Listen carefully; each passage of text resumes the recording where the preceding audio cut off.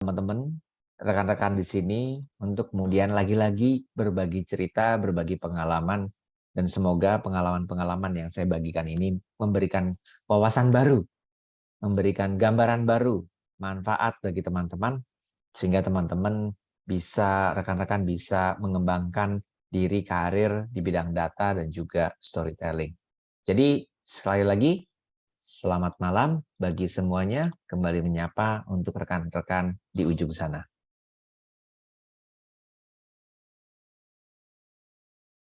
Izinkan saya berbagi layar, rekan-rekan semua. Semoga teman-teman di sana juga bisa melihat layar saya. Ini saya. Nah, semoga layar yang saya bagikan layar full screen PPT topik 2, betul ya, Mbak Catherine? Betul, udah sudah. Betul ya, baik, sip.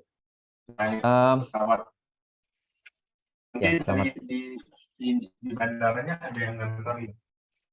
Ya, minta bantuannya Mbak Catherine, mungkin ada yang bocor suaranya. Saya nggak bisa melihat. Sudah, tapi oke. Oke. Baik, oke kita lanjutkan. Teman-teman semua, kemarin kita sudah membicarakan, oke sedikit ya, berarti sebelum ke sini saya rasa mungkin kita review sejenak apa yang minggu lalu kita sudah bicara, apa yang sudah kita bicarakan di pertemuan kita kemarin. Saya yakin juga teman-teman sudah bisa mengakses, semoga sudah bisa mengakses materinya. Kemarin kita bicarakan tentang data storytelling dalam perspektif jurnalistik. Ini kita akan coba lebih telisik lebih dalam tentang storytelling itu sendiri. Jadi sebenarnya storytelling ini rumah lebih besar ya, semacam payung dari segala bentuk komunikasi. Dan pada prinsipnya ketika data diceritakan atau pendekatan data kemudian disampaikan, pendekatan-pendekatan keilmuan lain akan ikut mengikuti perkembangannya. Nah, kita sekarang ke pertemuan kita yang hari ini akan spesifik membicarakan tentang bagaimana storytelling itu sendiri bisa bermanfaat bagi kita. So, di topik kedua, communicate data to others, invest in data communication skill. Harapannya dari pertemuan hari ini, teman-teman, rekan-rekan semua, bisa mendapatkan wawasan baru tentang skill komunikasi yang paling sesuai untuk sebuah upaya storytelling yang mendasar, yang basic, sederhana, tapi bermanfaat. Kembali memperkenalkan diri, perkenalkan saya Albertus Magnus Prestianta. Saya berkegiatan di Universitas Multimedia Nusantara. Saat ini juga saya sebagai manajer di UMN Consulting di PT Multimedia Digital Nusantara yang memang fokusnya di bidang research dan data.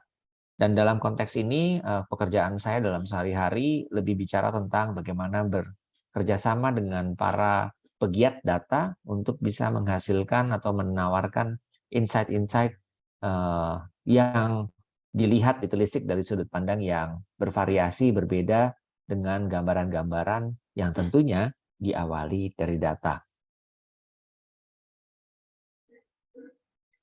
Hari ini rekan-rekan, kita akan coba fokuskan tenaga kita, pikiran kita, segala genap tenaga yang tersisa untuk membicarakan beberapa poin-poin yang menurut saya krusial untuk dibicarakan hari ini. Pertama, saya coba mau mengajak rekan-rekan untuk bisa mengetahui gimana sih sebenarnya sains dari sebuah story. Kenapa sih sebuah story ini kita harus telisik dalam sudut pandang ilmiah, dalam sudut pandang sains seperti itu. Dan gimana cara kerjanya? Dan di sini saya coba mengajak teman-teman untuk memahami apa hubungannya data dan story dalam pendekatan yang lebih ilmiah. Sehingga harapannya kita semakin bisa menyadari, merefleksikan bahwa apa yang kita lakukan sebenarnya ada jawaban atau cara untuk memahaminya. Kemudian yang kemudian kita nanti akan bahas tentang data communication skill, yang dalam data communication skill underline saya atau titik tekan saya ada pada kemampuan yang harus dimiliki oleh seorang pengelola atau pegiat data, khususnya dalam hal komunikasi. Ditambah dengan di elemen yang ketiga, yang terakhir nanti, kita juga harus memikirkan kepada siapa kita mengambil kepada siapa kita menyampaikan informasi, dan apakah informasi itu tepat Dan bagi rekan-rekan yang mungkin bekerja di bidangnya masing-masing, biasanya data dibicarakan kepada decision makers. Nah, disinilah saya berharap teman-teman nanti bisa saling bercerita juga berdasarkan pengalamannya. Bisa memberikan gambaran kira-kira yang dihadapi di lapangan seperti apa, dan saya berharap ada dialog dengan rekan-rekan. Apakah komunikasinya berjalan dengan baik dan lancar, atau justru ada hambatan. Disitulah kita bisa mengurai strategi yang tepat untuk berkomunikasi dengan audiens, khususnya pengambil keputusan. So, don't leave the class, please stay tuned, karena nanti ada hal-hal yang menurut saya mungkin akan bisa membantu rekan-rekan dalam menyusun strategi yang tepat, seperti halnya bermain catur. Kita tahu kapan bertahan, kita tahu kapan menyerang, dan kita tahu kapan kita merespon sesuatu berbasis dengan data. Ikhtiar kita ke depan, nanti dalam kegiatan ini kita coba akan memahami cerita secara ilmiah, komunikasi kepada pengambil keputusan, dan juga kemampuan mengkomunikasikan data. 3 ini yang saya harap saya bisa sampai di ujung akhir sesi kita nanti, dan rekan-rekan bisa mendapatkan pemahaman. Inilah goal yang baru yang saya ingin sampaikan kepada rekan-rekan di pertemuan kali ini. Tidak harus langsung mengaplikasikan, setidaknya memahami.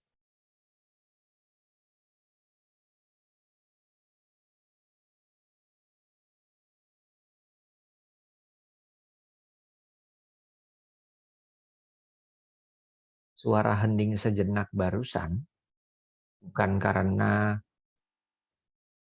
sinyal atau komputer, PC, laptop, atau handphone rekan-rekan mengalami kendala.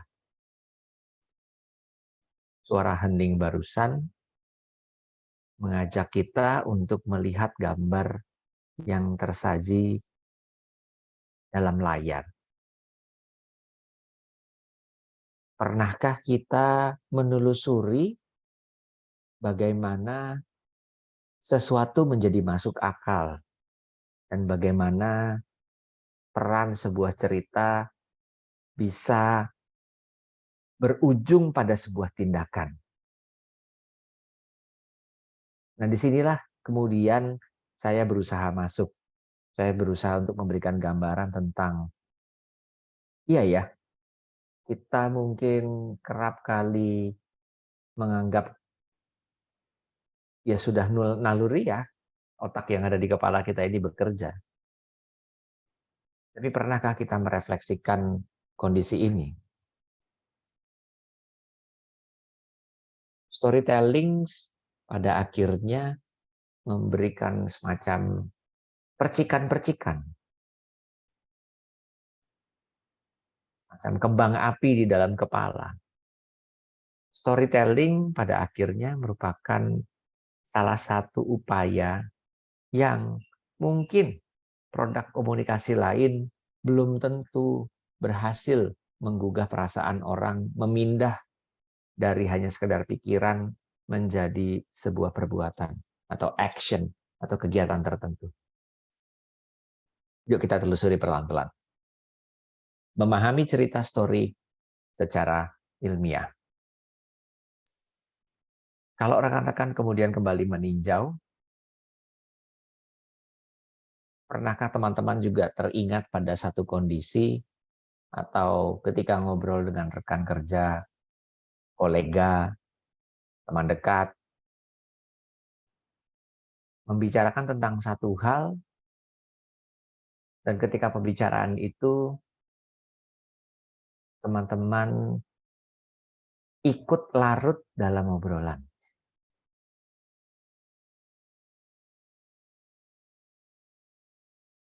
Kalau misalnya saja kita saat ini saya menyebut kata the end game dalam sebuah film Avenger, saya yakin kata the end game, the Avenger Marvel men-trigger hormon-hormon atau kimiawi yang ada di dalam kepala sehingga membuat kita merespon kembali setiap gambar-gambar yang mungkin muncul secara visual dalam film yang berdurasi 3 jam itu.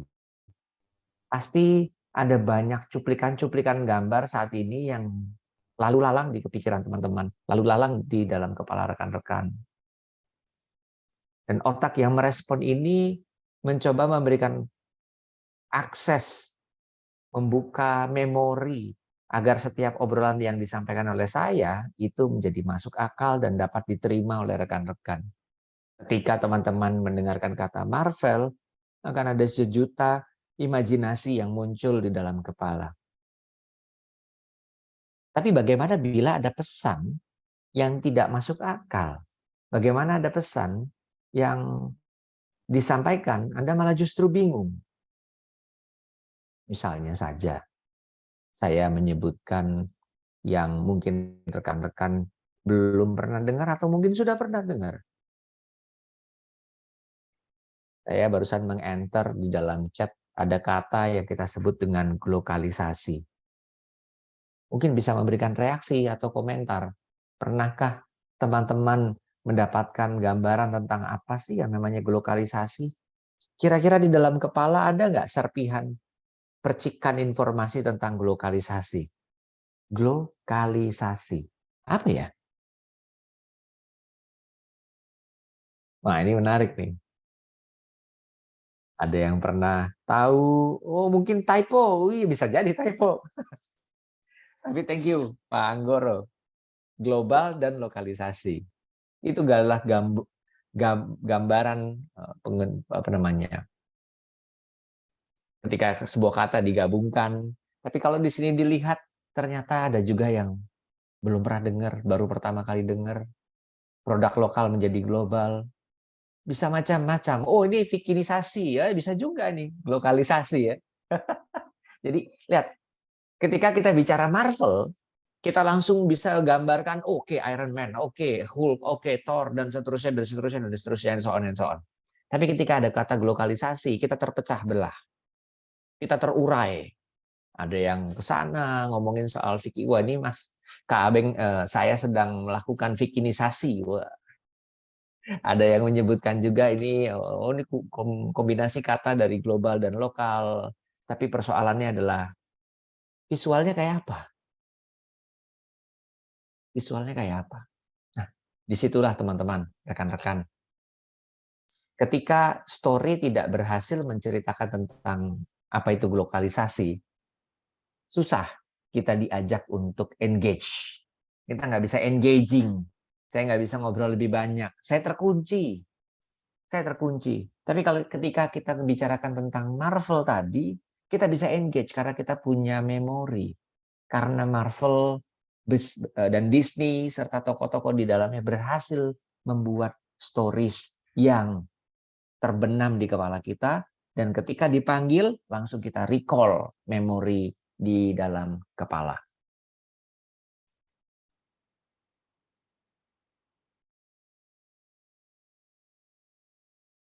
Pada akhirnya, ketika saya terus-menerus membicarakan tentang globalisasi secara abstrak dan tidak memberikan visual, gambaran, imajinasi, jalan keluar tentang apa itu globalisasi, rasanya kita tidak akan kemudian saling punya keterikatan untuk ngobrol lebih lanjut. Mungkin setelah itu, kalau saya terlalu abstrak ngomongin globalisasi, rekan-rekan bisa saja sekedar tinggal memencet tombol mute. Tapi kalau kita bicara tentang Marvel misalnya tadi, atau hal-hal yang saat ini sedang hangat terjadi di sekitar kita, tentang cerita di media, dan seterusnya yang relevan, yang viral, kita membuat kita untuk bisa duduk bersama kembali ngobrolin tentang perspektifnya masing-masing. Stories yang didevelop sedemikian rupa pada akhirnya berhasil membuat kita menjadi lebih dekat. Narasi atau cerita yang diciptakan membawa kesempatan untuk kita berjejaring terkoneksi secara kuat antara si pencerita dan si pendengar. Dan ketika itu juga kita bisa saling bertukar cerita berdasarkan persepsi pengalaman-pengalaman kita masing-masing secara maksimal, transaksional, dan relevan.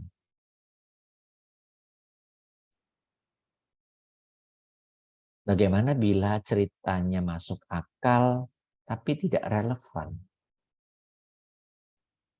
Bagaimana bila saya menceritakan tentang kondisi barusan di depan rumah saya, bendungan tanggul, bukan bendungan, maaf, tanggul kali kecil di depan rumah saya jebol. Terjadi hujan yang panjang dari kemarin, membuat genangan di depan rumah meningkat jumlahnya, kapasitas debit airnya tidak mampu tertampung, jadinya banjir. Mungkin itu adalah sebuah cerita yang oke, so-so, rekan-rekan juga dengerin, tapi nggak relevan karena teman-teman nggak tahu, karena rekan-rekan nggak tahu, imajinasinya secara terbatas, nggak punya gambaran tentang ada apa terjadi dan seperti apa rumahnya Mas Abeng, saya Abeng, nggak kebayang tanggulnya, nggak kebayang sungainya, nggak kebayang airnya, debit airnya, dan seterusnya. Ceritanya masuk akal, tapi nyatanya nggak relevan dengan teman-teman karena teman-teman tidak ada di dalam sekitar tempat yang kemudian tadi saya ceritakan.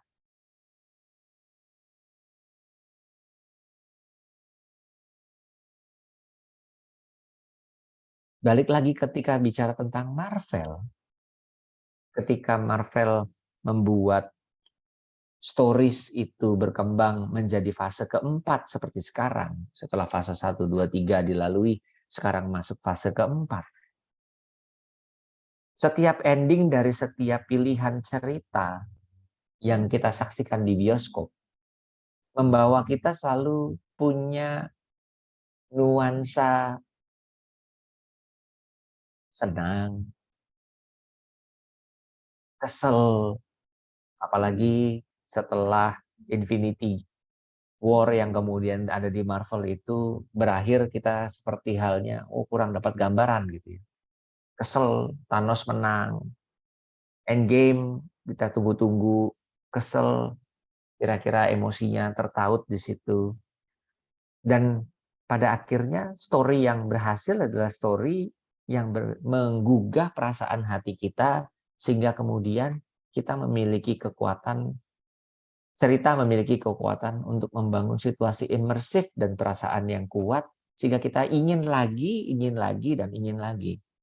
Narasinya berhasil mengajak kita untuk mengikuti cerita lanjutan, berharap cerita itu berkembang, berharap ada cerita tambahan. Tapi kalau ditanya, perlukah data atau cerita menyentuh perasaan? Mungkin nanti teman-teman yang bisa menjawab.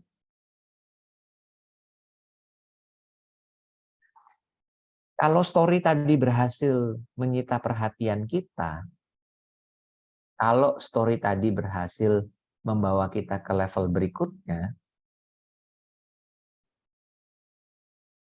story yang berhasil membuat kita ingin mencari jawaban atas serpihan-serpihan informasi yang tersebar.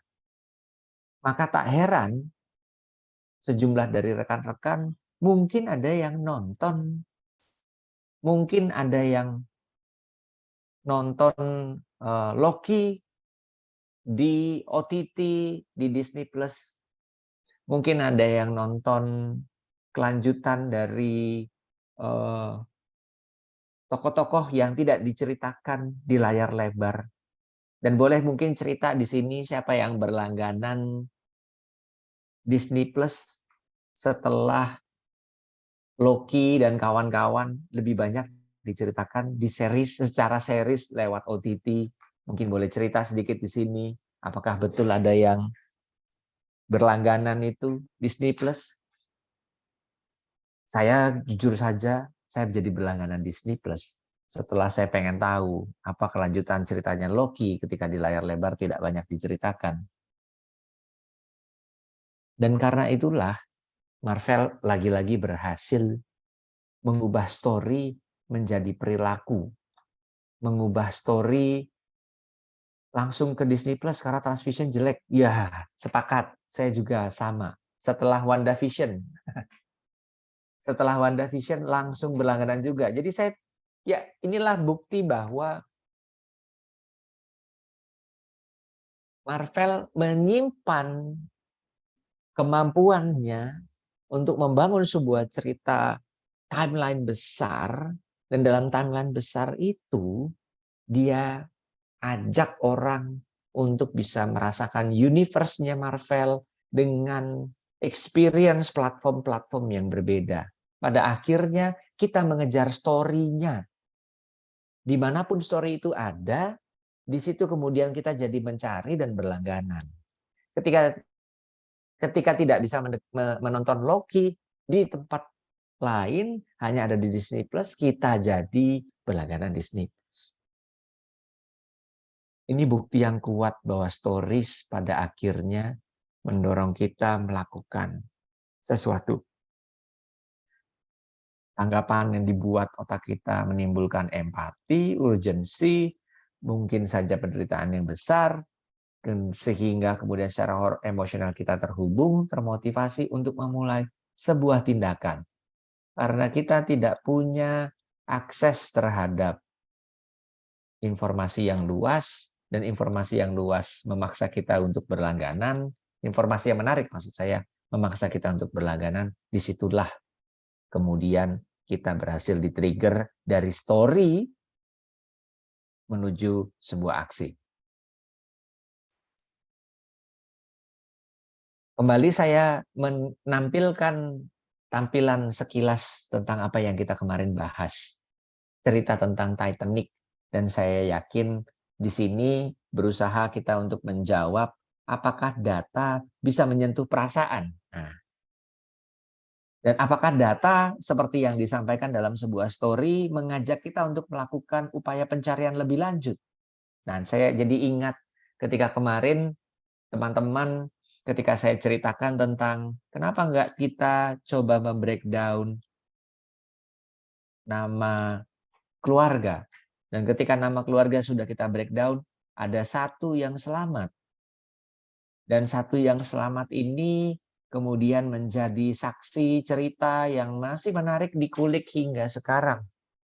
Dan disitulah data cerita berhasil membuat kita tergugah. Dan di saat yang sama mengajak kita untuk mencari jawaban, benar nggak sih kejadian itu? Dan saya yakin beberapa dari rekan-rekan kemarin mencoba melakukan penelusuran, mencari tahu jawaban apakah Ellison Trevor itu Trevor Ellison dari keluarga Ellison, si Trevor ini betul-betul selamat atau enggak. Dan nyatanya betul selamat, sementara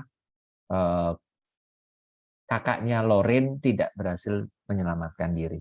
Ini adalah gambaran picture yang menurut saya jadi menarik ketika data mengajak kita untuk bisa bercerita, kita menjadi dekat, dan dalam sebuah obrolan kita menjadi merasakan situasi dan pengalaman di sana dengan imajinasinya dan mencari jawaban lebih lanjut tentang kejadian tersebut. Trevor bisa ditelusuri, dan seterusnya.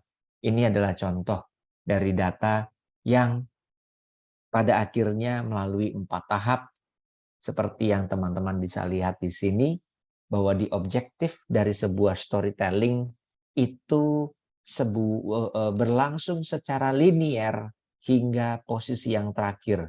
Dimulai dari sebuah upaya kita mengengage, kemudian ada upaya koneksi terhadap satu hal yang dianggap sama, relevan, berhasil menyentuh perasaan, kemudian membuat kita mengambil sikap. Saya ingin ingatkan pada rekan-rekan bahwa yang saya sampaikan barusan adalah pengalaman yang kemudian mungkin juga dirasakan oleh teman-teman. Tapi ketika sebuah cerita tidak berhasil engage dengan lawan bicara, mungkin selanjutnya tidak ada koneksi yang bisa dirasakan.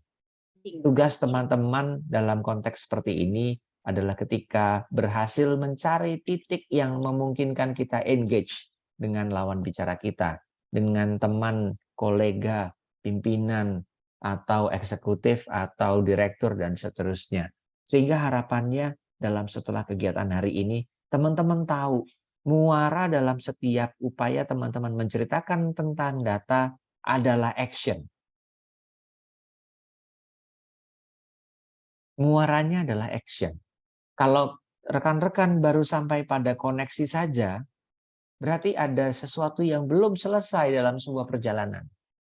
Tujuan kita mencari data adalah supaya bisa diambil sebuah keputusan. Keputusan adalah action. Tapi kalau teman-teman baru berhasil pada level pertama, level kedua, level ketiga, belum sampai ke action, artinya objektif dari sebuah storytelling based on data belum berhasil kita capai.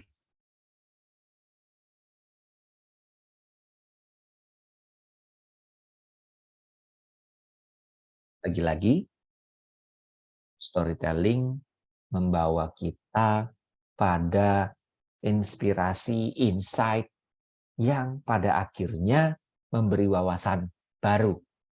Contoh sederhananya adalah yang bagaimana kita lakukan kemarin tentang data Titanic. Sebagian dari rekan-rekan merespon sehingga teman-teman, rekan-rekan semua melakukan aksi untuk menelusuri lebih lanjut, merespon aksi bahwa Anda mengernyitkan dahi, berpikir ulang, apa iya, Dian melakukan upaya-upaya penelusuran, dan seterusnya. Ketika storytelling berhasil dibangun, goal terakhir teman-teman, jangan pernah menyerah. Ayo sampai pada supaya komunikan lawan bicara mengambil sebuah sikap action tertentu. Sampai pada level ini dulu teman-teman, apakah ada yang mau dikonfirmasi terlebih dahulu?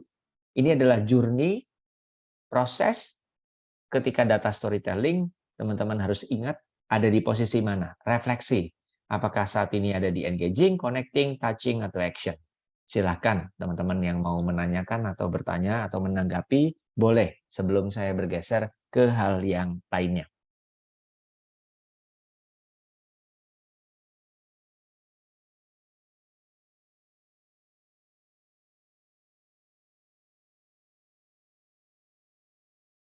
Apakah membaca, mendengar cerita sampai akhir, apakah termasuk sampai ke tujuan action? Apakah membaca atau mendengarkan cerita kita sampai akhir, apakah kadang baca setengah sudah bosan? Oke, terima kasih. Memungkinkankah saya panggil Bapak, Mas? Mungkinkah bacaan yang dibaca itu tidak membuat kita tertarik, tidak membuat kita engage atau connect? Atau faktor yang lainnya? Memang tidak ada upaya dari kita karena mungkin faktor lelah atau dan seterusnya. Tapi biasanya kalau faktor lelah, saya yakin ketika ceritanya menarik, mungkin akan terdorong. Jadi kalau di fase awal kita tidak berhasil engage, baca buku berarti kita membaca tulisan tangan seorang komunikator dan kita komunikannya. Kalau kita tidak connect dengan apa yang dibahas di situ, berarti memang pada akhirnya kita tidak melangsungkan aktivitas kita sampai sebuah action yang lain. Nah, action yang dimaksud apakah kita jadi bosan, kita tutup buku dan tidak melanjutkan, ini bukan goal dari storytelling. Berarti storytellingnya belum berhasil. Kira-kira gitu, Pak. Apakah perlu menggunakan kata-kata penekanan untuk menarik pembaca? Saya sepakat, Bu atau Mbak Ambar, saya sepakat bahwa ketika saya studi tentang komunikasi dan mentor saya selalu menyebutkan dalam setiap penyampaian, perhatikan intonasi, perhatikan stressing, kecepatan speed-nya, dan seterusnya. Jadi kalau ada hal-hal yang ditekankan di situ, saya yakin Bapak dan Ibu boleh dan harus penekanan ditekankan, berulang kali disampaikan, itu adalah wujud dari upaya tadi ada penekanan. Bagaimana kalau sudah terengage, kemudian terdistraksi ke hal yang lain? Nah, ini yang disebut dengan distorsi dalam sebuah komunikasi. Maka seorang komunikator yang ulung ketika membicarakan sebuah storytelling, dia berusaha menjaga lawan bicaranya, komunikannya, agar tidak keluar dari jalur, tidak terganggu oleh faktor-faktor yang lain. Dan kita harus sadari distorsi itu ada di sekitar kita. Tidak bisa tidak ada. Selalu akan ada. Distorsi sekecil apapun pasti akan ada. Kita pasti akan alami distorsi dalam komunikasi. Jadi nggak ada komunikasi yang 100% tanpa distorsi. Kak, touching yang dimaksud di sini apakah secara emosional? Apakah ada indikator keberhasilan dalam tahap touching? Oke, apakah yang dimaksud dengan touching itu bisa kita ukur? Secara sederhana yang saat ini saya bisa sampaikan, kalau harus diukur rasa-rasanya mungkin kita harus cari parameternya. Tapi ketika touching itu bisa membawa narasi, itu membawa kita mengambil pilihan-pilihan emotikon seperti yang ada di layar sebelah kiri, ketika mendengar sebuah hal, respon kita tadi ya, entah ngantuk, respon kita marah, respon kita jatuh cinta, respon kita capek, lelah, pusing dan sebagainya macamnya. Emosi-emosi yang berhasil muncul yang mungkin bisa diwakilkan dengan emotikon yang saat ini rekan-rekan mungkin biasa mendapatkan respon dari emotikon dari teman bicara, itulah kemudian bentuk daripada feel yang dirasakan oleh seorang lawan bicara atau si komunikannya. Jadi kalau harus diukur, nampaknya harus dicari secara spesifik parameternya. Tapi pada prinsipnya ketika kita merespon emotikon aja itu sebenarnya adalah feeling kita merespon lawan bicara kita. Semoga beberapa hal-hal yang tadi saya sampaikan bisa menjawab apa yang rekan-rekan tanyakan lewat kolom chat. Terima kasih, saya bergeser dulu. Lalu apa hubungannya ketika sebuah upaya storytelling tadi kita bawa dalam keseharian kita? Bagaimanapun juga, rekan-rekan semua di sini, saya percaya bahwa setiap hal yang teman-teman lakukan dalam data, tujuannya agar kita bisa mengambil keputusan. Ingat, dalam sebuah tujuan tadi, baik maupun storytelling ataupun tidak, endingnya adalah action. Apa? Kita udah cerita banyak hal, actionnya apa? Kita sudah menunjukkan banyak hal, hasil akhirnya apa? Action putusan bahwa sebuah data tidak digunakan atau data itu tidak digunakan atau tidak, itu sebenarnya sudah pilihan, sudah jawaban, sudah keputusan. Ya, saya jadi teringat ada satu bacaan buku yang bagus banget. Nanti rekan-rekan boleh mencari. Namanya yang nulis namanya James Potter, bukunya Literasi Media. Di situ ada yang disebut dengan automaticity. Automaticity. James Potter dalam bukunya namanya Literasi Media, menekankan yang disebut dengan automaticity. Ini menarik. Dia juga menghubungkan setiap putusan atau pilihan dari orang itu sudah melalui beragam faktor dan melalui proses seleksi di dalam otak yang jangkanya panjang. Nah, saya mungkin coba dialog dan rekan-rekan boleh menambahkan dalam kolom chat juga. Ketika teman-teman, rekan-rekan pergi ke swalayan, dan ketika ke swalayan, teman-teman melihat jejeran mesin-mesin pendingin yang berisi minuman-minuman kemasan. Mungkin coba bisa diimajinasikan dulu. Ada jejeran mesin pendingin yang berisi dengan sejumlah minuman kemasan. Pertanyaannya adalah, berapa keputusan yang rekan-rekan ambil? Sehingga teman-teman membuka lemarinya dan mengambil satu produk. Berapa keputusan?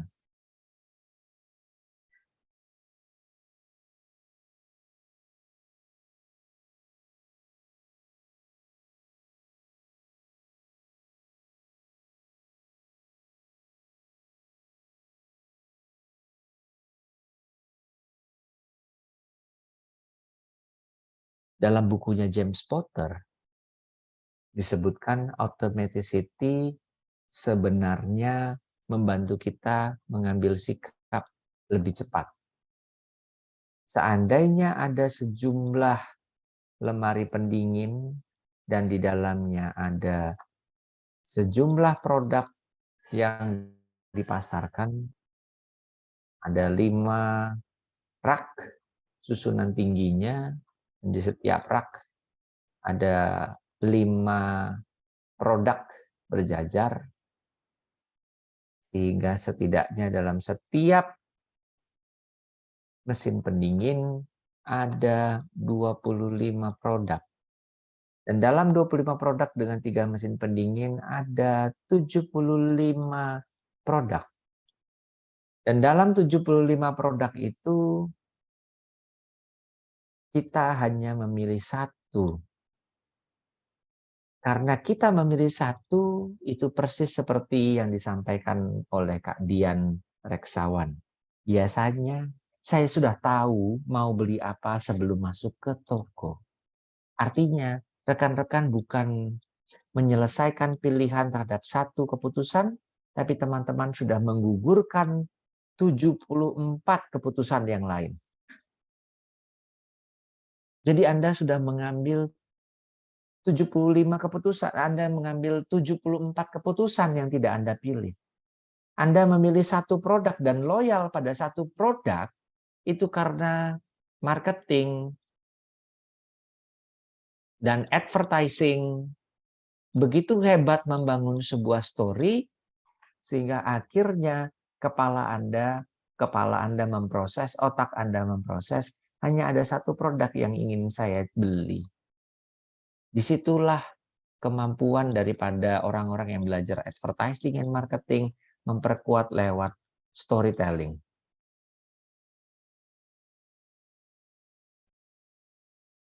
Automaticity mengajak kita untuk secara otomatis kita terprogram hanya ingin membeli satu.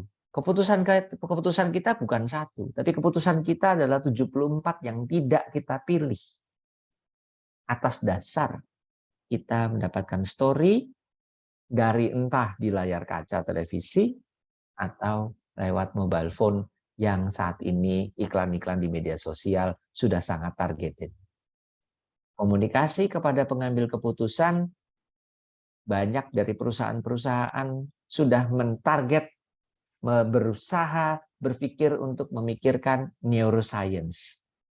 Kemarin saya baru bicara dengan teman-teman di Mayora. Di Mayora saat ini direktur pemasarannya berpikir tentang bagaimana bisa produk-produk mereka itu seperti yang tadi saya sampaikan di sini. Engaging, connecting, touching, dan menghasilkan sebuah action dari seseorang yang tahu akan produknya. Mereka berharap ada research, ada kegiatan-kegiatan yang bisa mengurai neuroscience orang-orang saat ini seperti apa. Sehingga setiap kemudian produk-produk pilihan yang muncul tepat sasaran, sesuai, tidak sporadis. Betul, jadi kita sudah punya preferensinya ya, dari mana saja kita dapat ads tersebut. Betul, Bu. Mas, aku tadi belum tahu Mas atau Mbak, tapi yang jelas dalam konteks ini pada akhirnya disitulah peran dan kemampuan komunikasi. Dan tentunya menuju ke sana based on data juga. Bahwa data orang lebih suka nonton di televisi, orang suka mengakses sosial media sehingga iklan di sosial media banyak. Itu adalah data yang kemudian diambil, behavior perilaku kita itu dipotret, dan setiap pilihan-pilihan tadi melalui proses neuroscience dan automaticity. Kita diprogram secara otomatis untuk melakukan sesuatu. So when preparing to communicate data, think through who will be involved in its approval and tailor your approach to appeal to them. Dan dalam konteks ini yang diharapkan adalah rekan-rekan bisa mempersiapkan kira-kira komunikasi yang seperti apa yang paling pas ketika saya berhadapan pada stakeholders yang menentukan pengambilan sikap. Dan bagaimana kira-kira saya merakit, menyusun, menata approach pendekatan-pendekatan yang bisa mendorong perhatian atau menarik perhatian mereka. Itulah yang kita akan bicarakan di sesi part kedua ini. Saya berharap ini bisa menjadi catatan bagi rekan-rekan. Setiap kali komunikator belajar pasti selalu diarahkan pada know your audience. Kamu harus tahu siapa audiensmu. Dan dalam konteks kita bicara hari ini, ada storytelling, mampu pengambil keputusan, dan data, maka setidaknya saya membatasi pada 3 klaster dalam hal target audiens yang kita mau capai dalam kerja kita sehari-hari. Kolega secara horizontal, rekan kita, secara vertikal, supervisor, dan juga kemudian eksekutifnya. Dan dalam 3 itu, nyatanya ada strategi-strategi khusus yang tidak bisa satu dengan yang lain disamakan. Semoga ini bisa membantu rekan-rekan ketika teman-teman mengetahui dalam konteks audiens adalah kolega sendiri, dan ketika bicara tentang satu hal, bicara tentang data tertentu, hasil temuan rekan-rekan, singkat-singkat aja. Speak shorthand. Bicarakan pada elemen-elemen dengan gaya bahasa yang lugas, dengan bahasa yang keseharian. Nggak usah terlalu formal, tetapi kemudian pesan-pesannya bisa disampaikan agar wawasan kolega rekan kerja bisa bertambah berdasarkan temuan yang Anda miliki tadi. Gaya bahasanya di sini lugas. Sementara dalam keseharian kita sudah terbiasa mungkin ada bahasa-bahasa khusus yang rekan-rekan pahami, miliki bersama dengan kolega. Nah, bisa gunakan bahasa keseharian itu untuk mencapai target tadi. Jadi ketika teman-teman tahu audiensnya dan saya mau bicara dengan kolega, gunakan pendekatan strategi speak shorthand.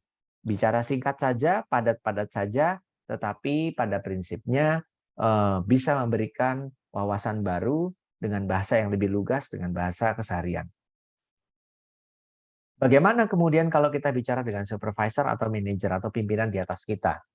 Atau kita sebagai manajer, kita berharap mendapatkan informasi dari kolega, rekan kerja, staff atau bawahan kita, mungkin kita berharap untuk mendapatkan informasi yang prove your point, informasi yang selalu ada buktinya, ada susunan argumentasinya. Nah, jadi kalau rekan-rekan ketemu dengan lawan bicara dan lawan bicara ini adalah pengambil keputusan, dan ketika dia mengambil keputusan, yang ia butuhkan pada level ini adalah buktinya. Kalau Anda ingin menyampaikan sebuah pendapat, buktinya mana? Kalau Anda menyampaikan sebuah argumentasi, dasarnya apa? Dan dalam menyampaikan itu, tipsnya adalah clear and clarity. Clear and clarity. Jelas dan mudah dipahami. Inilah yang kemudian membedakan antara kita ketika bicara dengan kolega, tergantung kita start point-nya di mana ya. Kalau kita start point-nya di sini, berarti ya posisi sama rekan-rekan yang saat ini supervisor atau manajer, mungkin koleganya adalah juga yang sama, supervisor atau manajer, yang dibicarakan adalah tentu speak shorthand, singkat saja.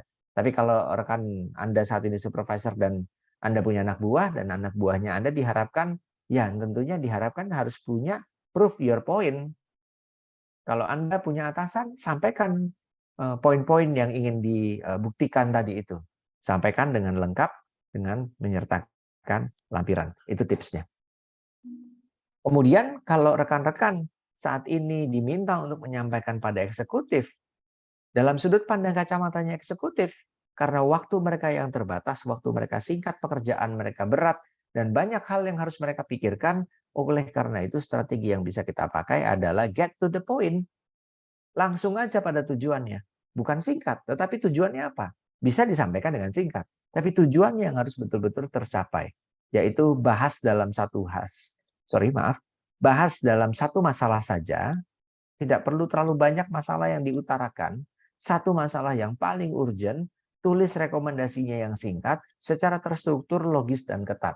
Gambaran inilah yang kemudian bisa membantu rekan-rekan ketika berhadapan dengan lawan bicara, memiliki data, dan harapannya datanya bisa dicampaikan lewat sebuah story, dan story-nya sesuai dengan kebutuhan. Untuk itu, maka pahami sudut pandang pimpinan. Dan dalam sudut pandang pimpinan, seperti yang muncul saat ini di layar, ketika tadi eksekutif mengambil peran, lawan bicara Anda adalah eksekutif, maka dalam perspektif eksekutif, dia berhadapan pada 3 aspek setidaknya. Bicara soal revenue profit, cost, bicara market share dan time market, bicara retention, dan juga risk. Tugas teman-teman berdasarkan data tentunya bicara tentang pendekatan 11 ini untuk bisa mendorong drive up revenue, drive down cost-nya. Nah, inilah yang kemudian teman-teman bisa ngambil sebuah strategi. Kalau kita lagi membicarakan data tentang market share, bicaranya kepada eksekutif, maka dalam pemaparan atau penyampaian informasi tadi, harapannya teman-teman ambil strategi. Eksekutif, strateginya go to the point, bahas satu persoalan saja. Satu persoalan. Hari ini kita akan ngebahas persoalan yang ada hubungannya dengan market share, bicarakan gimana caranya kita mendrive up market share based on data. Besok kita membicarakan soal drive down resiko, bagaimana kemudian teman-teman membuat secara singkat, terstruktur, logis, dan ketat untuk membicarakan based on data, bagaimana kita membuat strategi drive down based on data yang kita miliki. Sampai di sini dulu sebelum saya berlanjut, apakah cukup bisa dipahami secara jelas strategi untuk bicara dengan audiens kita? Pengambil keputusan. Boleh kasih komentar, boleh kasih pendapat. Semoga ini barusan membantu teman-teman dalam menyusun strategi menyampaikan data pada audiens rekan-rekan. Boleh kasih komentar ya teman-teman, rekan-rekan. Bila ada yang mau ditanyakan juga silakan.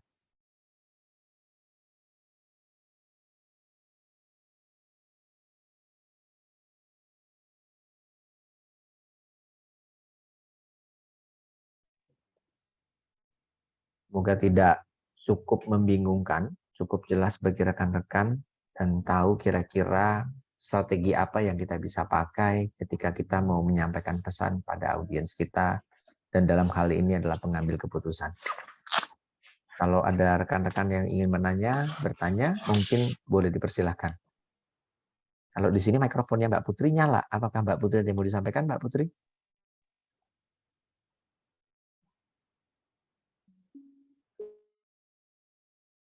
Enggak ya, berarti aman ya rekan-rekan. Baik, kalau aman, belum ada, saya lihat di kolom chat belum ada tanggapan, saya bergeser dulu. Oh, oke, saya bergeser terlebih dahulu. Setelah tadi kita tahu bahwa kita mentarget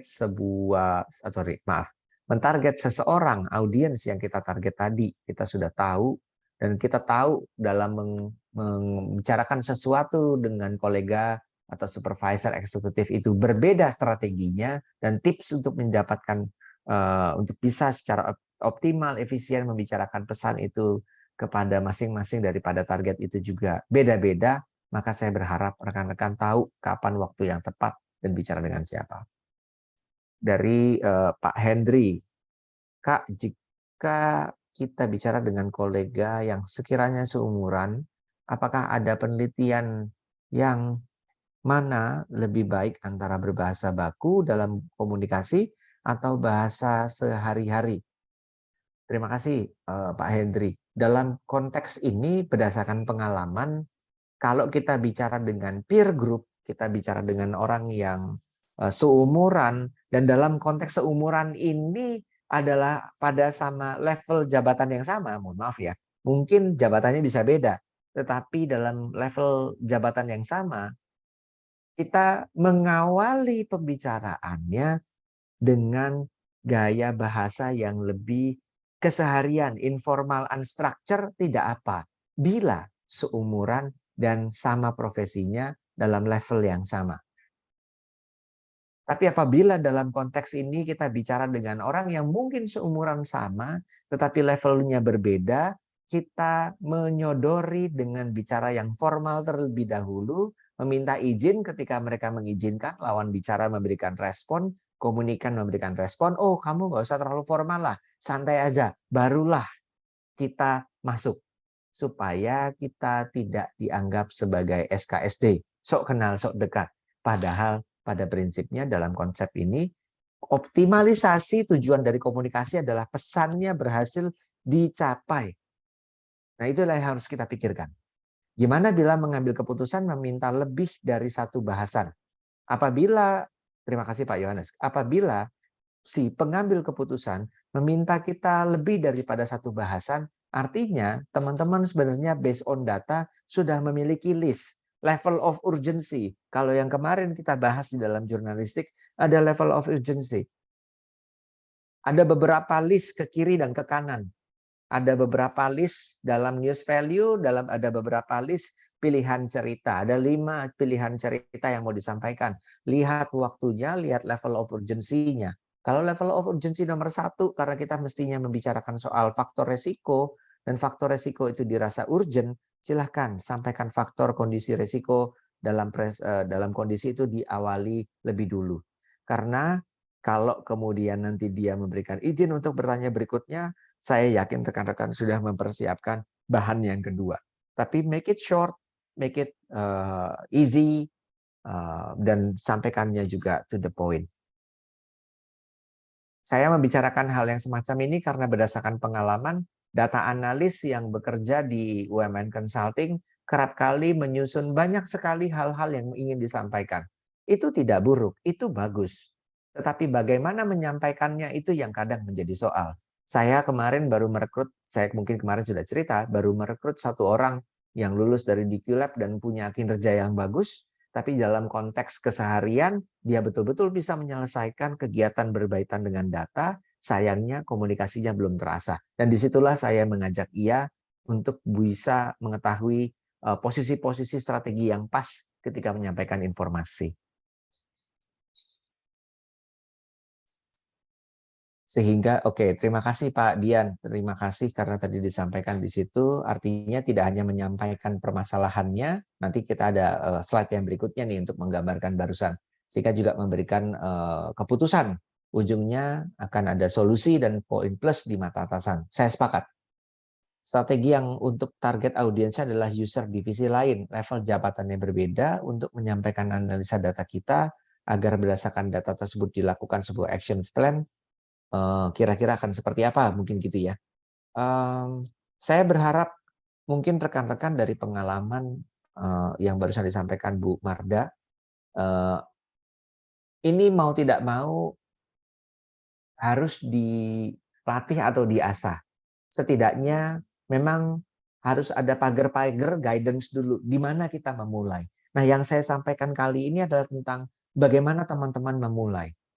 Bagaimana teman-teman memulai. Karena kadang-kadang sometimes untuk engage saja, saya kembali dulu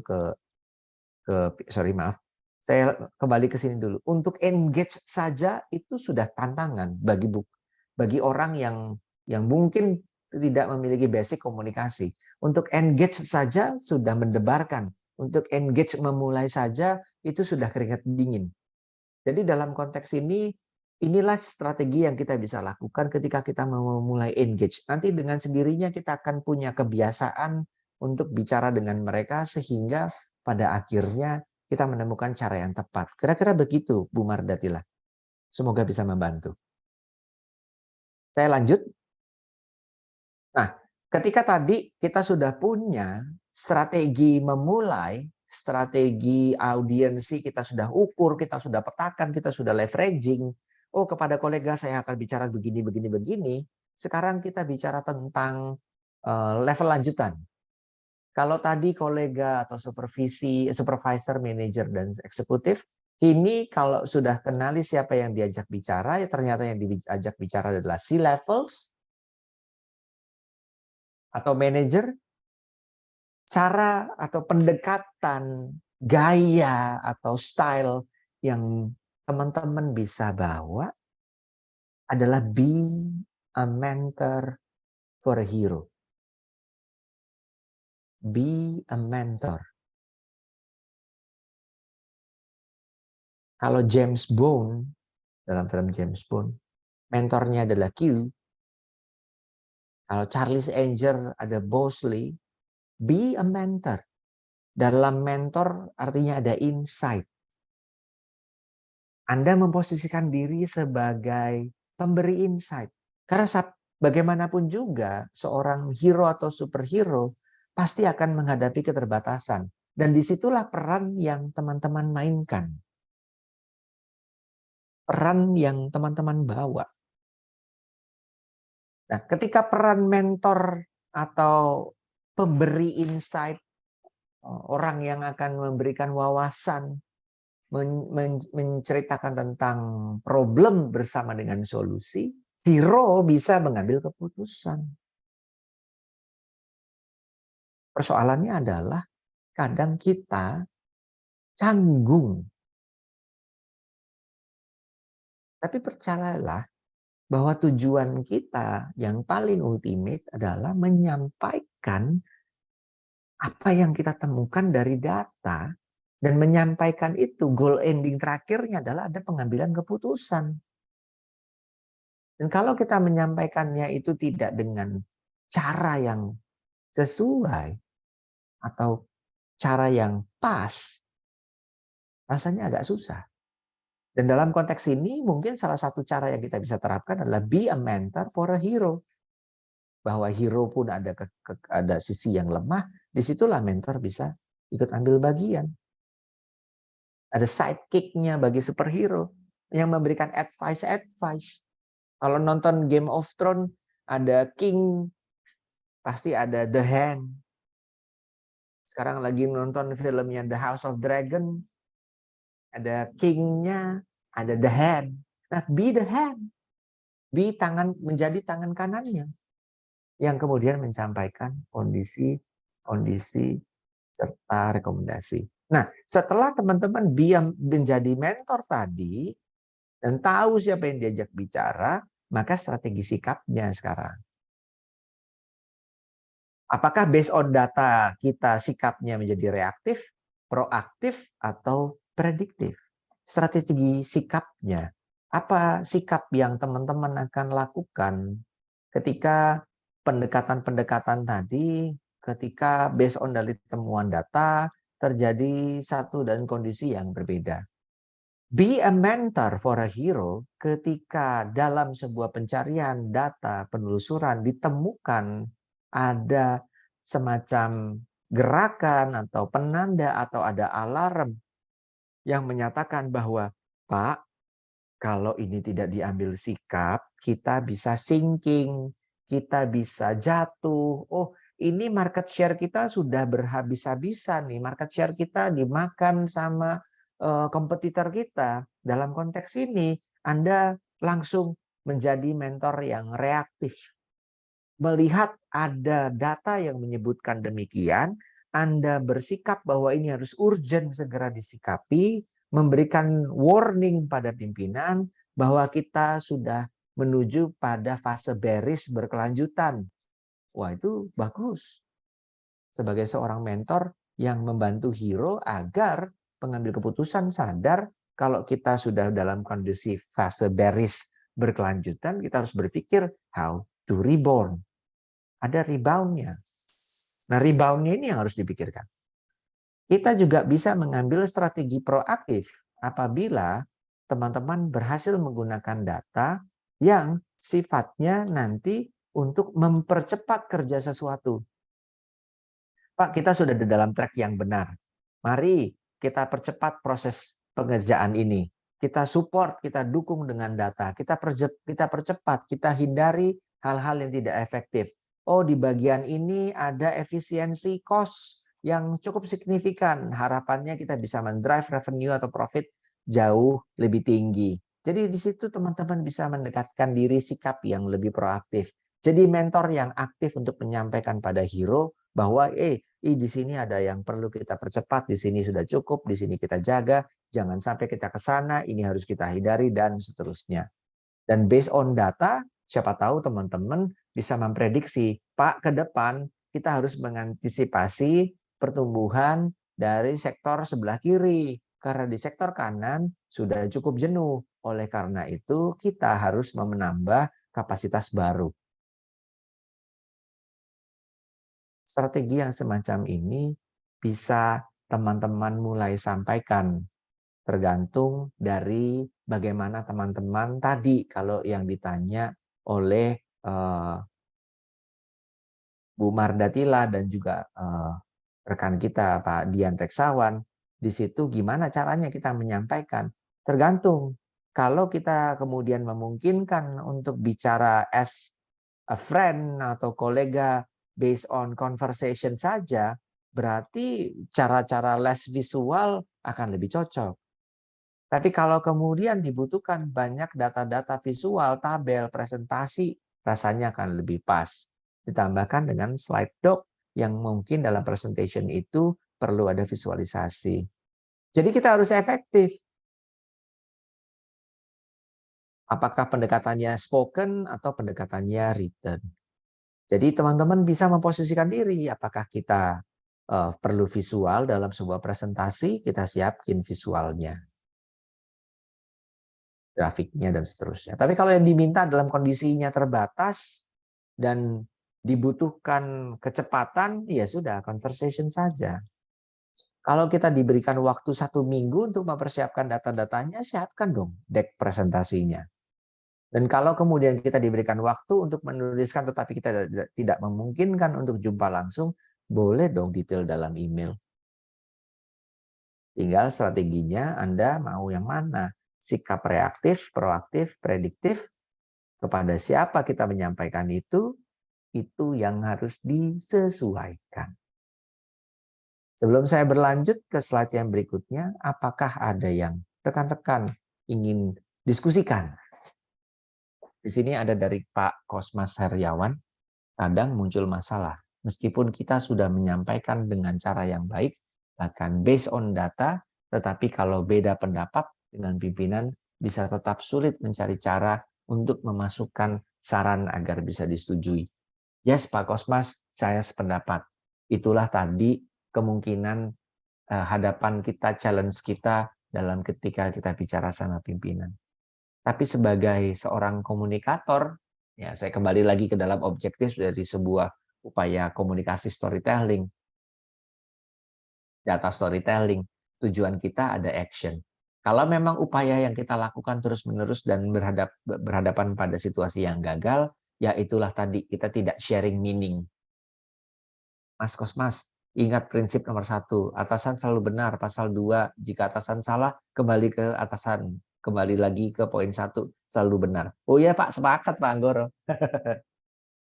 Tapi ya kita tidak menyerah lah dalam upaya-upaya strategis. Kita nggak boleh kalah, dan dalam upaya setelah ini, mungkin tips-tips tadi barusan bisa dicoba.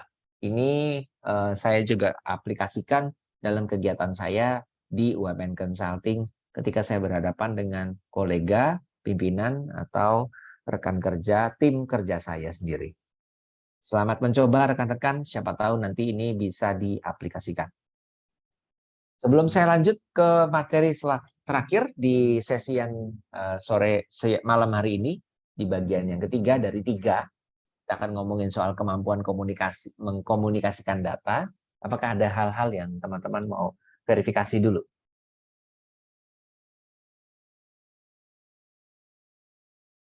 Terima kasih Pak Thomas atau Mas Thomas. Kalau dalam pengalaman saya, ketika audiensnya adalah publik, Mas Thomas langsung switch ke pendekatan jurnalistik yang kemarin kita sudah bahas. Switch, pindah. Oh, berarti ketemu publik, bahasanya adalah ada level of urgency, ada story, dan human interest disampaikan, elemen-elemen yang harus elemennya muncul apa saja. Karena pendekatan jurnalistik adalah pendekatan yang digunakan untuk menyampaikan informasi kepada masyarakat luas awam. Switch, langsung pindah. Itu kira-kira pendekatan yang kemarin kita pakai.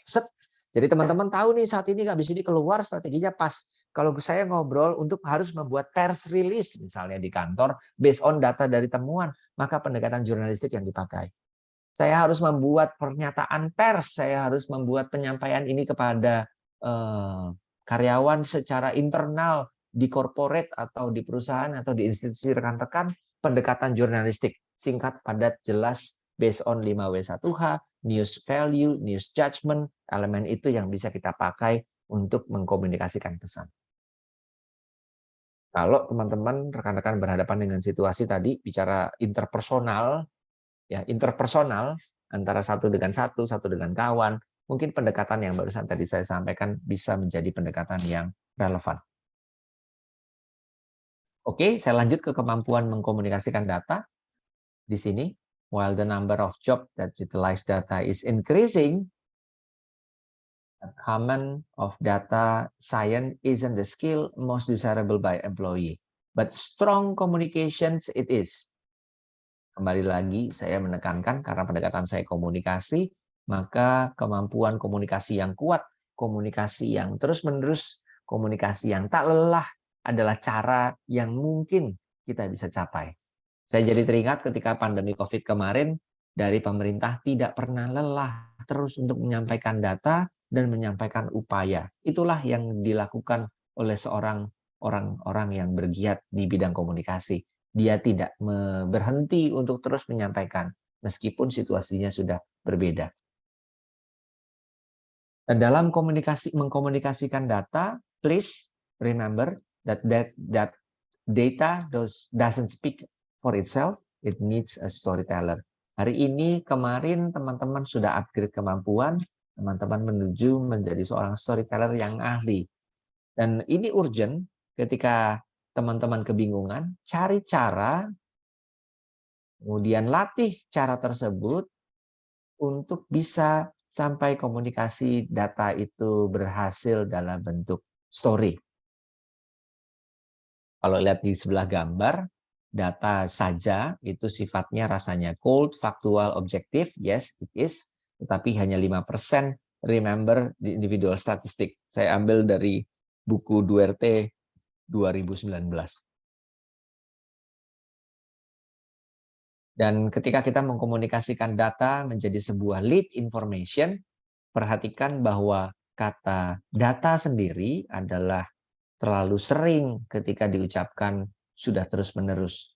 Maka pada akhirnya kebutuhan akan hal tersebut adalah pada perasaan empati yang bisa mendorong teman-teman untuk bisa engage and spur action. DNA dari sebuah storytelling adalah pendekatan empati. Dan pendekatan empati ini menjadi pondasi yang dasar untuk komunikasi yang efektif.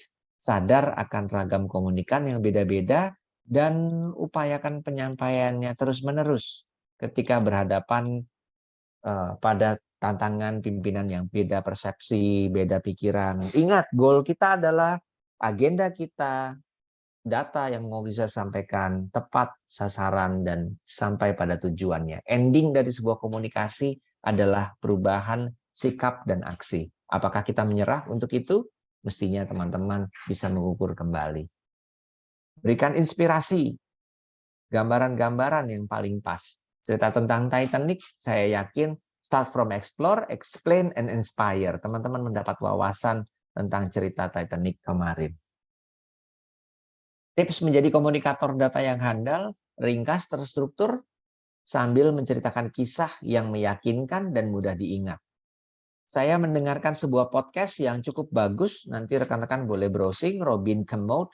Dia ini aktor di British, di England, aktor di England sana, dan sudah menjadi expert untuk melatih komunikasi seseorang, dan poin-poin yang dia sampaikan adalah bicara soal clarity, connection, and inspiration. Dua hal ini erat sekali.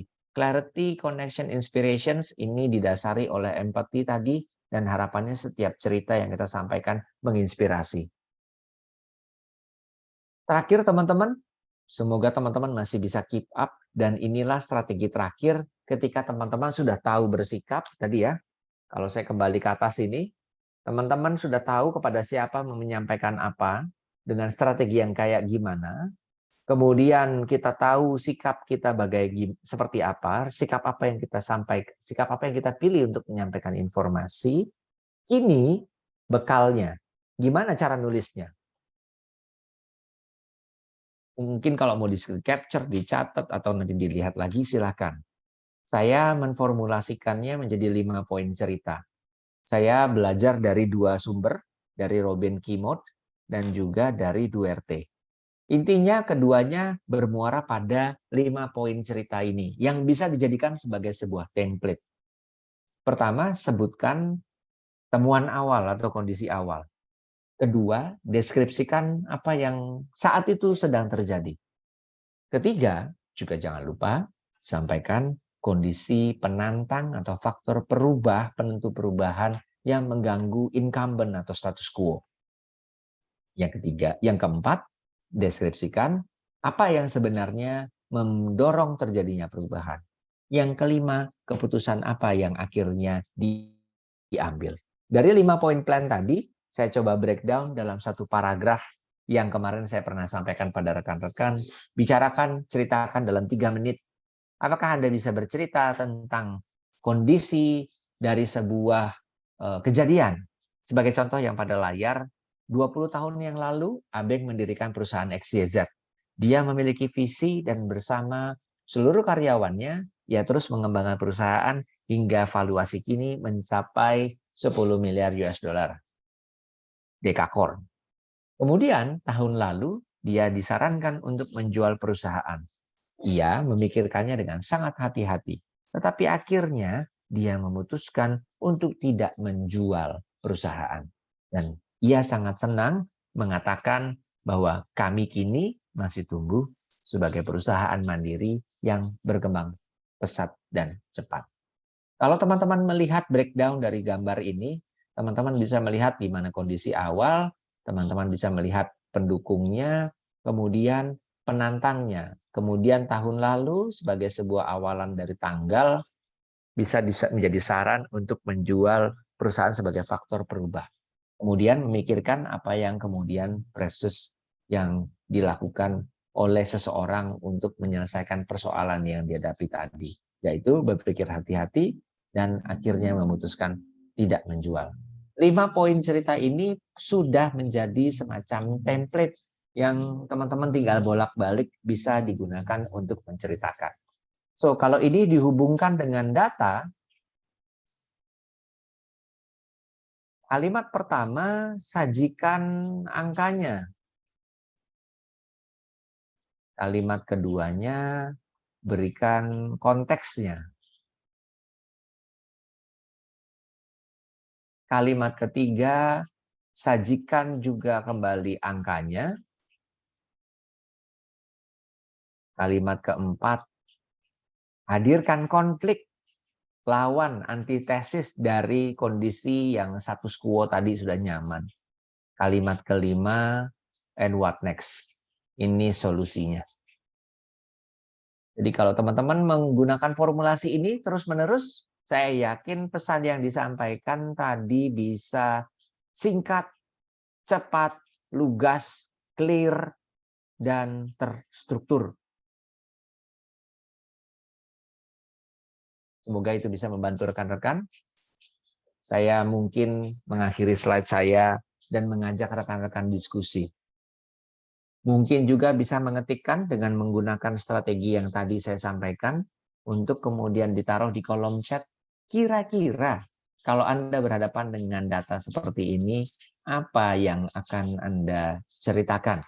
Please, boleh share di chat dan boleh on mic.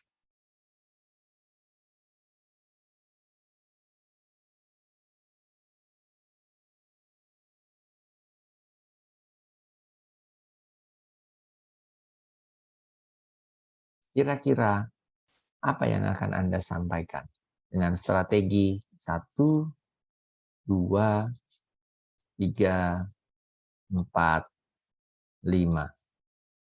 Angka, konteks, angka lagi,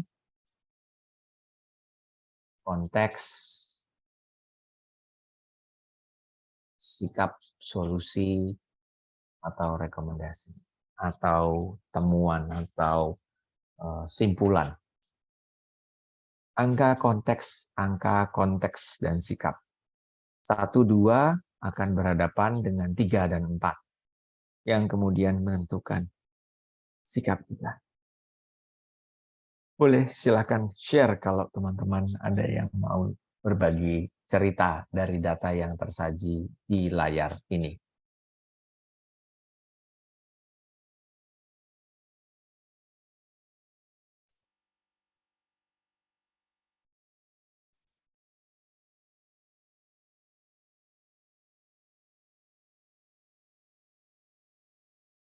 Mungkin ini juga bisa menjadi exercise teman-teman di rumah. Ketika teman-teman mencoba membreakdown dari data yang muncul di sini, kira-kira akan berceritanya bagaimana. Mungkin bisa latihan, bisa drop juga di dalam teks di sini di chat, supaya teman-teman yang lain juga bisa membaca dan berbagi pengalaman. Mungkin saya berikan waktu 2 menit untuk menunggu apakah ada respon dari rekan-rekan berkaitan dengan apa yang saat ini muncul di layar teman-teman. Mengaplikasikan apa yang tadi kita sudah bahas bersama.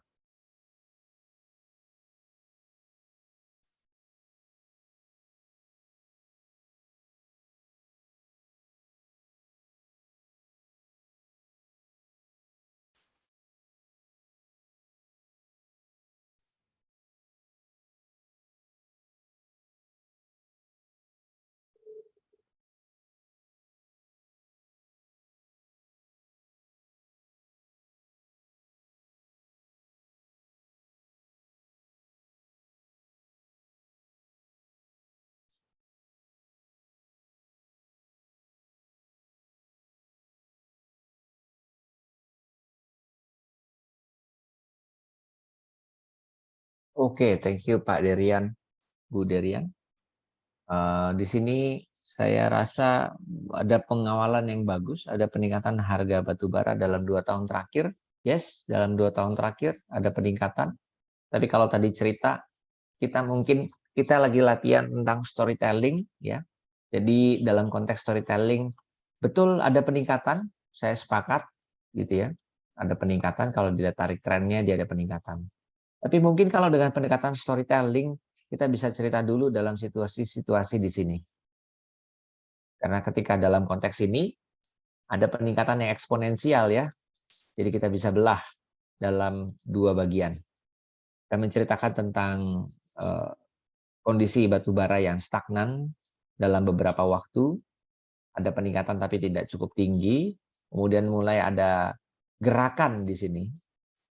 Nah ini gerakan di sini, efek pandemik terhadap peningkatan batu bara, menarik. Mungkin juga bisa jadi efek pandemik, tetapi kalau teman-teman mengingat ini kejadian di Januari sampai dengan 2021 sampai dengan 2020 ke 2021, teman-teman bisa memperhatikan apakah betul perang Ukraina Rusia terjadi di momen-momen ini.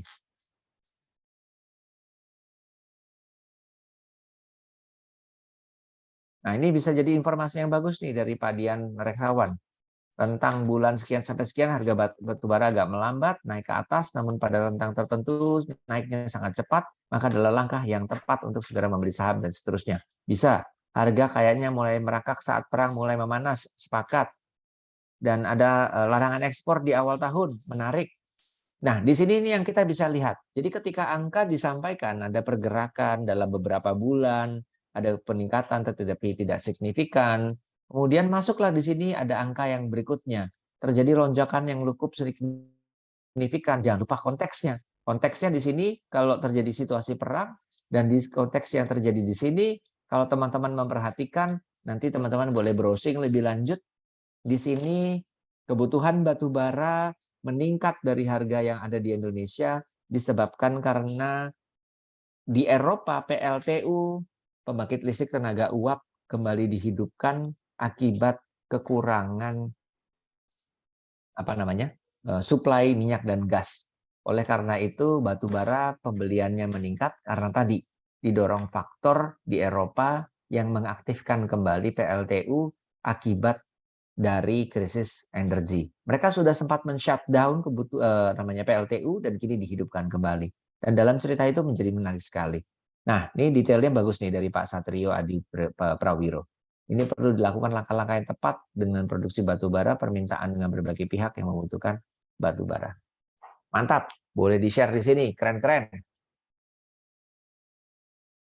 Kalau bisa diceritakan based on apa yang disampaikan tadi dengan on mic akan lebih keren lagi. Monggo silahkan yang mau on mic untuk cerita hal-hal yang disampaikan di atas. Strateginya sederhana saja, bikin singkat, bikin dalam satu paragraf, terdiri dari 5 kalimat, dan sampaikan itu setidaknya dalam 3 menit. Kalau teman-teman sudah terbiasa melakukan itu, sampaikan 3 menit, 5 kalimat dalam satu paragraf, buat saya udah luar biasa banget. Kita bisa menjadi komunikator yang efisien, efektif, ulung, dan juga tidak menghabiskan banyak energi karena kita sudah punya prinsip-prinsipnya. Saya memberikan kesempatan buat Mbak atau Ibu atau Kak Cheflyn, silakan. Halo Pak, selamat malam. Oh maaf, ternyata laki-laki ya, maaf. Iya. Silakan. Kalau saya menuliskannya seperti ini, saat ini harga batu bara mengalami peningkatan yang sangat signifikan. Hal ini disebabkan oleh sanksi yang diberikan oleh Barat terhadap Rusia, sehingga terputusnya rantai pasok energi yang terutama disebabkan oleh peperangan yang meletus terjadi pada Ukraina dan Rusia.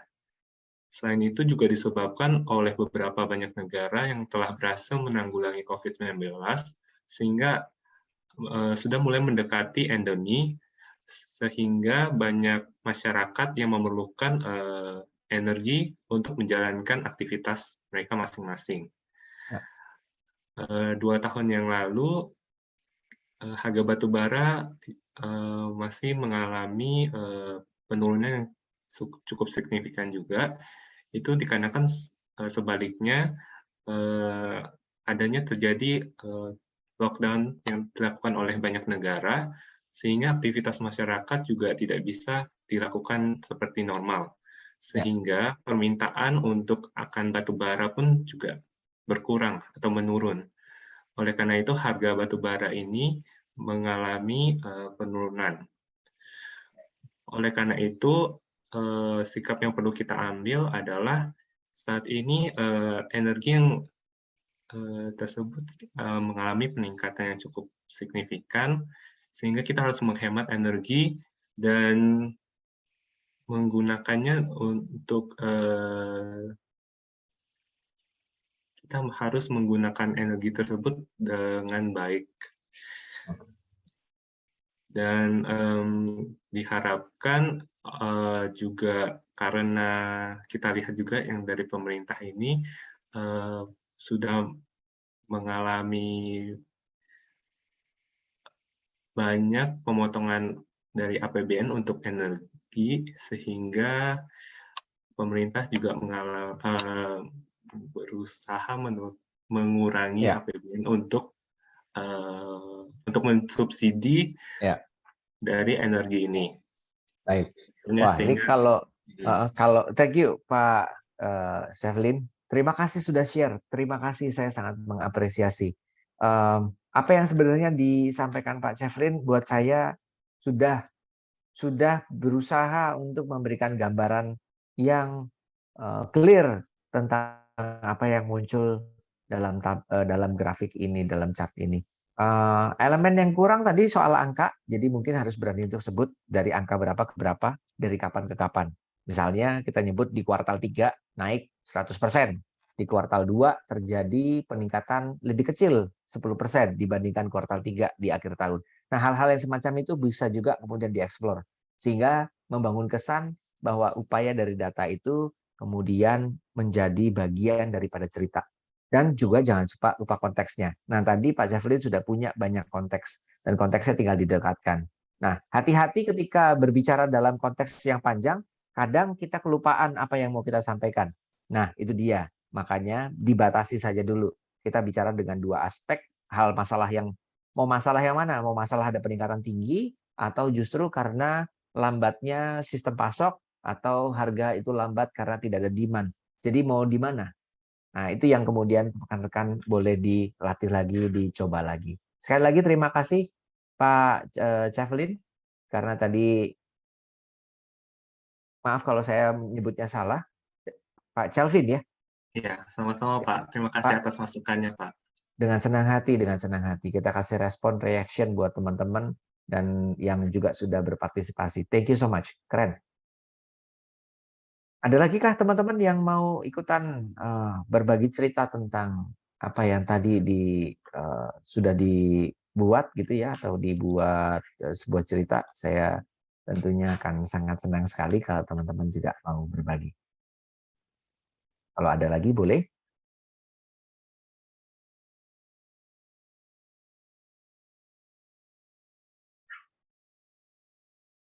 Sambil mengingat-ingat, tadi ya teman-teman akhirnya sudah merasakan ya, ketika kita punya waktu yang terbatas, dan dalam waktu yang terbatas itu kita tidak punya visual yang banyak,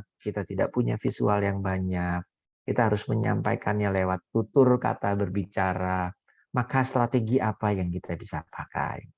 Apakah teman-teman mau menggunakan istilah yang proaktif? Oh, berarti kita harus mempercepat proses apa tertentu. Kalau memang bergerak di bidang industri batu bara, mempercepat produksi.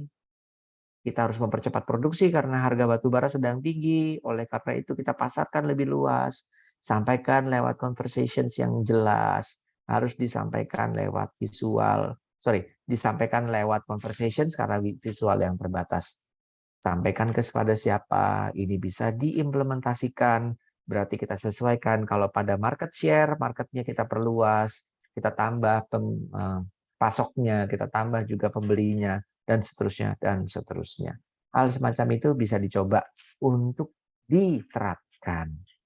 Semoga tadi bermanfaat buat rekan-rekan. Kalau kemudian ada yang terlewat, saya mohon maaf. Sekali lagi, apa yang saya sampaikan ini adalah strategi-strategi yang mungkin bisa kita pakai ya, sehingga besok di pertemuan kita yang ketiga kita bisa lebih fokus pada proses creating a data story. Jadi kita akan bicarakan tentang story structure-nya. Please be there tomorrow, teman-teman. Dan terima kasih untuk semua partisipasi hebat di sini. Semoga apa yang tadi saya sampaikan betul-betul bisa membantu teman-teman memulai. Kadang-kadang memulai komunikasi itu susah karena tidak ada guidance-nya. Dan semoga apa yang tadi saya sampaikan menjadi guidance awal supaya teman-teman tidak canggung lagi dalam menyampaikan pesan based on data yang teman-teman sudah kumpulkan. Berani ambil sikapnya. Kalau kalian dihadapkan, rekan-rekan dihadapkan pada pilihan harus berbicara langsung, sampaikan bicara langsung, tidak terbatas pada platform-platform, gunakan cara yang paling pas dengan strategi yang terbaik. Kurang lebih itu, saya kembalikan dulu ke Mbak Catherine. Apabila ada yang mau ditanyakan, ada yang mau disampaikan, saya akan sangat senang sekali tentunya. Dan terima kasih sudah memberikan reaksi atau catatan komentar di kolom chat. Thank you so much teman-teman. Thank you so much teman-teman. Semoga 2 hari ini masih tidak membuat teman-teman bosan. Saya kembalikan dulu ke Mbak Catherine. Oke, kita masih ada banyak waktu nih rekan-rekan semua. Apakah masih ada pertanyaan untuk sesi hari ini gitu? Mungkin kalau misalnya rekan-rekan masih ada pertanyaan, bisa langsung di-drop aja di kolom chat, atau bisa langsung open mic tadi seperti Mas Shelvin ya, begitu. Kalau misalnya teman-teman sudah tidak ada pertanyaan, mungkin bolehkah juga memberikan reaction atau chat di kolom di chat Zoom-nya? Semoga manfaat ya Mbak Catherine. Iya. Karena hari ini sebenarnya lebih kepada gimana sih caranya kita memulai. Nah, itu kadang-kadang yang ragu tuh di situ. Udah berhasil dapat data, keren, udah disusun. Tapi ketika menyampaikannya itu loh, memulainya itu Susah loh. Ya, Susah. Benar. Saya berdasarkan pengalaman gitu Mbak, karena ketemu dengan beberapa kolega teman-teman, saya jadi menunggu. Jadi sebenarnya apa yang mau disampaikan? Padahal dia siap nih, datanya udah siap, udah dibuat strukturnya. Pas menyampaikan, buyar, blar. Benar. Gimana rekan-rekan, apakah masih ada pertanyaan kah? Mumpung kita masih ada waktu dan Mas Abangnya juga masih di sini nih. Setia teman-teman, buat teman-teman kalau mau ngobrol tentu dengan senang hati. Ya, benar. Atau mau sharing pengalamannya, mungkin ada yang sudah bikin caption project-nya, Atau ada yang sudah mulai mencari data kah? Gitu juga boleh. Oh, selebihnya konsultasi nanti. Oke. Bisa Mas Satrio. Mungkin yang lain, apakah cukup? Untuk sesi hari ini tidak ada pertanyaan kah? Tadi intens juga ya Mas hari ini. Iya, Lumayan. semoga nggak keberatan ya bahannya. Duh, Iya. saya berusaha sesederhana mungkin karena memperhatikan kondisi waktu, faktor kelelahan, mungkin juga karena beraktivitas, tapi semoga yang tadi saya sampaikan benar-benar bisa diterima dengan mudah Iya. gitu kira-kira. Oke, sepertinya sudah tidak ada pertanyaan nih karena kolom chatnya sepi juga nih Mas Abeng, mungkin sudah tadi ya pertanyaannya dan sudah Ya. Feedbacknya juga sudah tadi gitu. Mungkin bisa kita tutup sesinya hari ini gitu ya rekan-rekan semuanya. Mungkin bolehkah kita sebelum tutup, apakah Mas Abeng ada kata penutup sebelum itu? Baik, terima kasih Mbak Catherine. Saya hanya singkat saja untuk mengakhiri sesi kedua. Biasanya kita ragu ketika memulai untuk menyampaikan sesuatu. Tapi saya yakin dengan guidance-guidance sederhana yang tadi saya coba sampaikan, kini saya yakin teman-teman sudah tahu strategi apa untuk memulai.